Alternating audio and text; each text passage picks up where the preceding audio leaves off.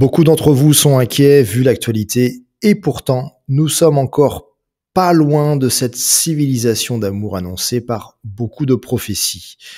De grands événements vont avoir lieu avant, la guerre civile en France et la Troisième Guerre mondiale que beaucoup ressentent dans leur cœur. Ça avait été d'ailleurs annoncé par une prophétie de Marie-Julie Jahenny.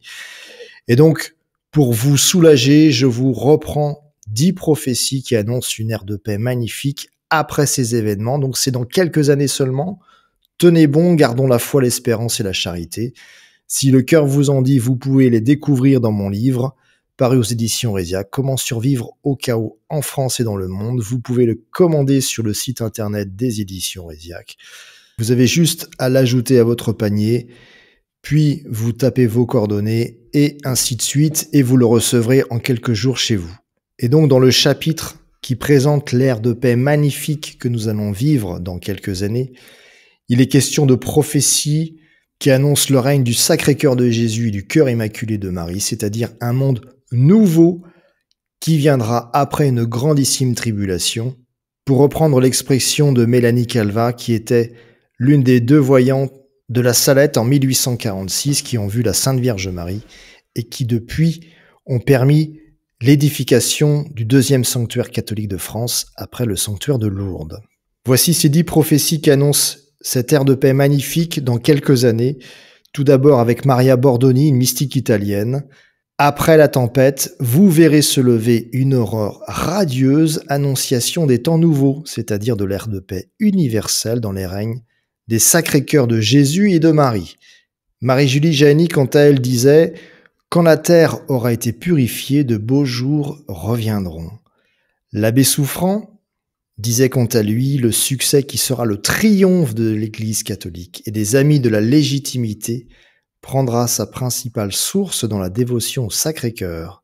Cette dévotion, sans arrêter les événements, peut diminuer de beaucoup l'étendue et l'intensité des mots annoncés. Ce sera le commencement d'une nouvelle ère de paix et de triomphe pour l'Église, ère de conversion innombrable.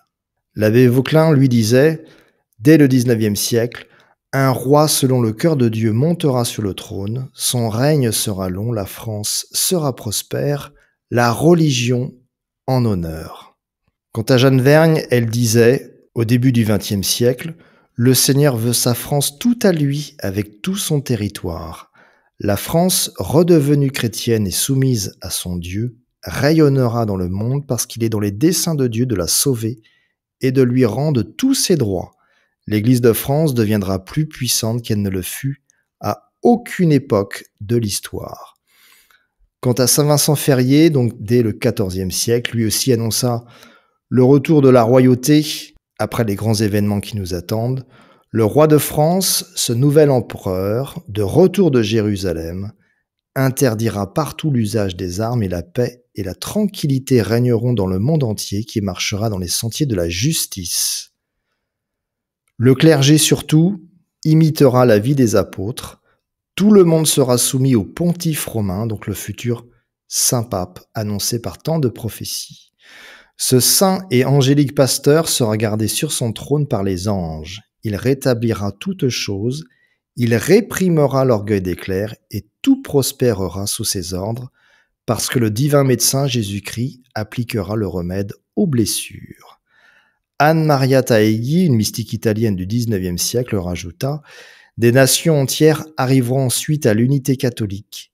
Plusieurs Turcs, païens et juifs se convertiront en demeurant tout confus devant les chrétiens, admirant leur ferveur et l'exactitude de leur vie. Le triomphe et la joie universelle de la nouvelle Église seront si grands et si surprenants. » Alors une précision, le terme de turc a évolué avec le temps. Donc on va dire quand on parlait des Turcs au XIXe siècle, on parlait des musulmans aujourd'hui. Marthe Robin rajouta « La France tombera très bas, plus bas que les autres nations à cause de son orgueil et des mauvais chefs qu'elle se sera choisie. Mais dans sa détresse, elle se souviendra de Dieu. Alors elle criera vers lui, c'est la Sainte Vierge Marie qui viendra la sauver. La France retrouvera alors sa vocation de fille aînée de l'Église et sera le lieu de la plus grande effusion de l'Esprit Saint, et elle enverra à nouveau des missionnaires dans le monde entier. Sœur Marianne de Blois rajouta au XVIIIe siècle, la France jouira d'une paix parfaite et sera plus florissante que jamais pendant 20 ans. Le triomphe de la religion sera tel que l'on n'a jamais rien vu de semblable. Toutes les injustices seront réparées. Les lois civiles seront mises en harmonie avec celles de Dieu et de l'Église.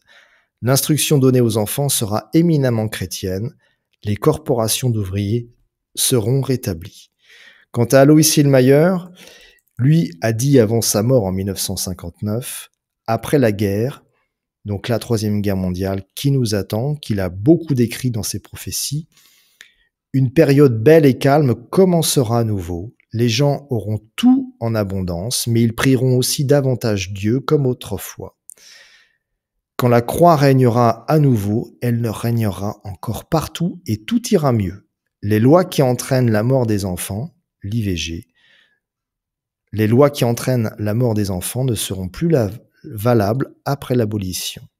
Il y aura alors la paix et des jours heureux. Je vois briller une couronne, un royaume, un empire sera créé. Après la grande catastrophe, il y aura une longue période de bonheur. Retour de la foi, peu d'argent et de loi, une vie meilleure. Le vénérable Bartholomew Hauser disait, donc c'est un vénérable reconnu par l'Église catholique, qui a vécu il y a plusieurs siècles en Allemagne, et qui a décrit le temps de l'humanité en 7 âges. Nous clôturons le 5e, et donc le 6e âge de l'Église commencera avec le monarque puissant, donc le fameux grand monarque annoncé par des milliers de prophéties, et le pontife saint, donc le saint pape qui doit arriver quasi en même temps, et durera jusqu'à l'apparition de l'Antéchrist, qui viendra plus tard, beaucoup plus tard. Cet âge sera un âge de consolation dans lequel Dieu consolera son Église sainte de l'affliction et des grandes tribulations qu'elle aura endurées dans le 5e âge. Toutes les nations seront rendues à l'unité de la foi catholique, le sacerdoce fleurira plus que jamais et les hommes chercheront le royaume de Dieu et sa justice en toute sollicitude. Que ça fait du bien de lire ces prophéties, vu l'actualité très inquiétante. C'est une réponse personnelle au climat anxiogène d'ambiance. Certains considèrent que les prophéties sont plutôt néfastes pour leur foi chrétienne. Au contraire, moi quand je lis des textes aussi beaux, et surtout celui-ci d'une actualité exceptionnellement frappante, eh bien je considère que les mauvais chefs de la France actuellement vont bientôt partir et céder la place à un grand monarque très chrétien qui rétablira la paix après les grands événements annoncés que je vous détaille depuis 2 ans environ dans mes vidéos. N'hésitez pas à lire mon livre, à le prêter à votre entourage. Il est question surtout de la préparation spirituelle à la guerre civile et à la Troisième Guerre mondiale, annoncée par tant de prophéties. Et ce qui reste sur le plan matériel, si vous n'avez pas d'argent, eh bien ne vous inquiétez pas. Comme le Christ l'a dit dans l'Évangile selon saint Matthieu, chapitre 6, verset 33, « Cherchez d'abord le royaume de Dieu et sa justice, et tout le reste vous sera donné par surcroît. Gardez la foi, l'espérance et la charité, et que le Seigneur vous bénisse et vous protège. Amen. »